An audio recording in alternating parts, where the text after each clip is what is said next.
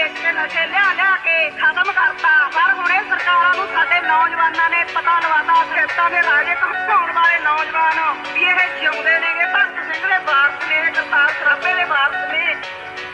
ਇੱਕੋ ਗੂੰਜੂਗੀ ਆਵਾਜ਼ ਕੇ ਕਿਸਾਨ ਜ਼ਿੰਦਾਬਾਦ, ਐਸਾ ਰੱਜੂ ਇਤਿਹਾਸ ਰੱਖੂ ਦੁਨੀਆ ਯਾਦ। ਇੱਕੋ ਗੂੰਜੂਗੀ